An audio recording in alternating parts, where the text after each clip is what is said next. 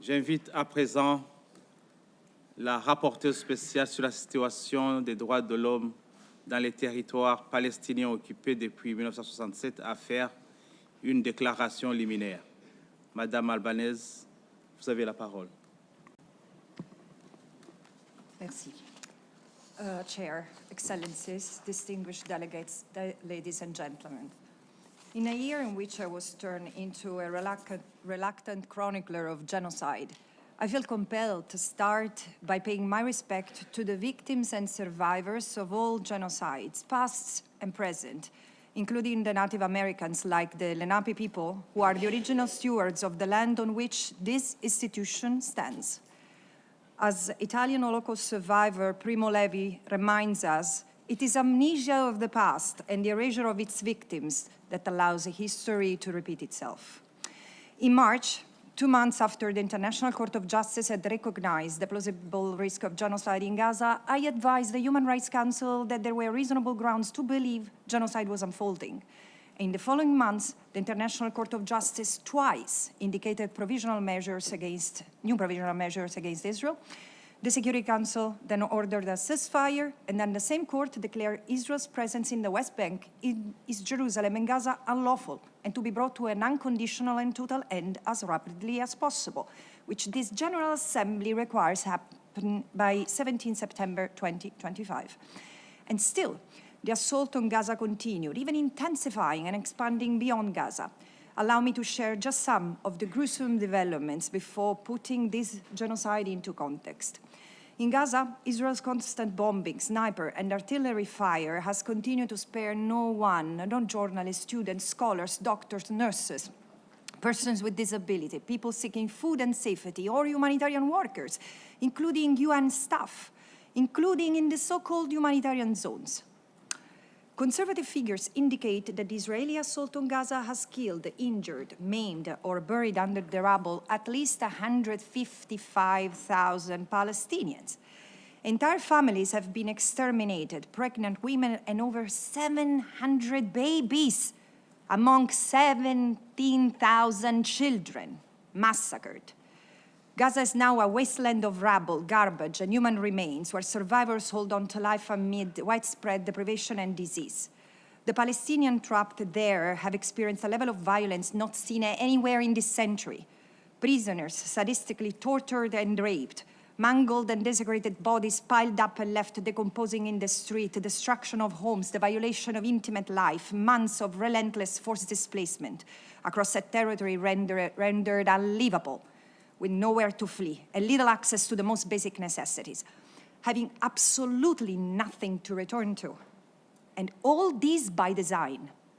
The mass graves from which twisted limbs emerged with signs of IV drips still attached or zip-tied have been untold stories of horror.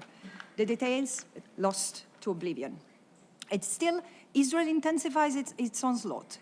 And in these last 3 weeks alone, it has orchestrated a ferocious assault on northern Gaza, besieging, depopulating, bombarding, burning alive, abducting and executing thousands of civilians.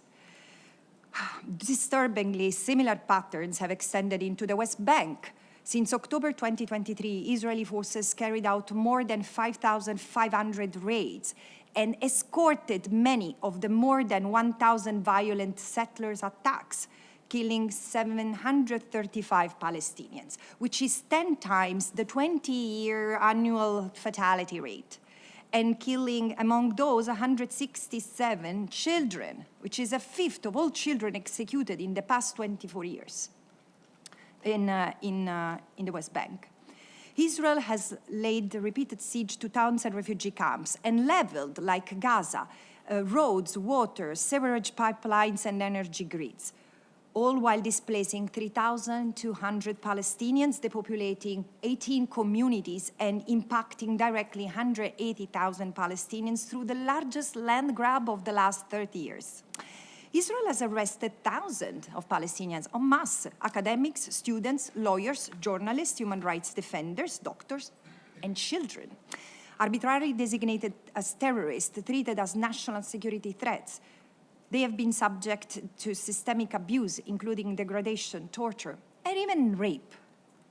The devastation inflicted over the past 387 days on the Palestinians as a people, and the pain and loss suffered by each of them, including those forced to watch in exile as their family and community members get slaughtered, blamed, smeared, will reverberate for generations to come. This is an outrage to humanity and everything the post-World War II international law-based order stands for. These developments cement my assessment that Israel is indeed conducting a genocidal campaign against the Palestinians. The crime of genocide consists of acts accompanied by an intent to destroy in whole or in part a national, ethnical, racial, or a religious group as such.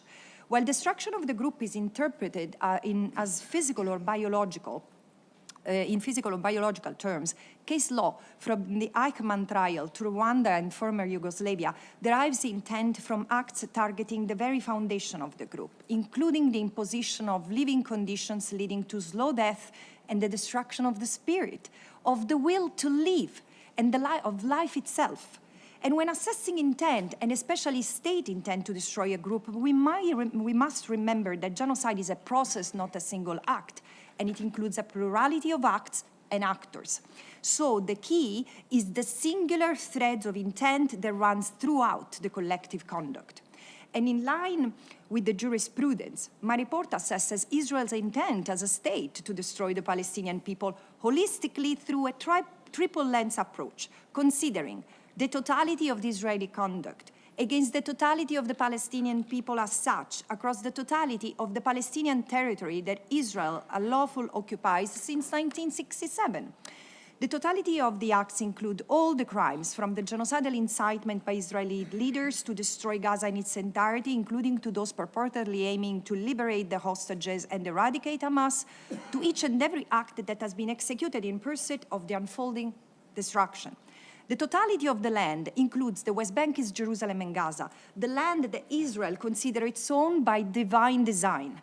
Palestinians' legal and integral right being connected to that land, the totality of the Palestinian as such become marked as an unwanted encumbrance, the enemy, designated for cleansing, elimination, destruction. Who they are poses both an existential and legal threat to Israel. This holistic approach reveals a picture of genocidal intent, where the land is central to understand the intent that drives the state. An inherent conflict exists between Israel, who seeks to acquire more land, and the Palestinians, for whom the land is the basis of their existence. For the Palestinians, the land is not just a place where they live. Like any indigenous people, the land is who they are. And this is what orients the settler colonial state towards the need to eliminate the indigenous. This is the context of the settler colonial framework that has been guiding Israel's conduct in the occupied Palestinian territory since 1967. The continuous displacement, dispossession, subjugation, oppression made of a myriad of violations of every human right of norm applicable in armed conflict. And the brutal events of 7 October provided the impetus to advance toward the goal of a greater Israel, and plans were made, taking advantage of the fog of war. The profound trauma suffered by the Israelis on that day and the rage they experienced is totally understandable. And yet, deepening and building on a deep-rooted hostility toward the Palestinians calls for annihilation grew. In a manner reminiscent of other genocides, the ensuing vengeful atmosphere prepared the soldiers to become willing executioner of the heinous destruction required on them. And the last 12 months confirmed this collective dimension of the crime of genocide. The institutions of the State of Israel, a self-proclaimed rule of law system, the executive, the parliament, the courts, have failed to contain and redress abusive power. Instead, together, they have advanced the course of the current catastrophe. And while international tribunals will hopefully hold the individual accountable, the responsibility of the state must be understood and assessed in its own right and cannot wait. This should have been stopped already by the Security Council last October, after 3 early warnings issued by dozens of UN independent experts, when the ICJ passed its first set of provisional measures. When I presented my first report, or before Rafah was invaded, or before the invasion of Lebanon, and instead the silence, or worse, the justification of a small but very influential number of states in this room, leaves me utterly lost of word. And yet, wherever there are lives to say, there is still the urgency to intervene to prevent new atrocities that will further scar human history. Make that moment be now. And that is it from me, Excellencies.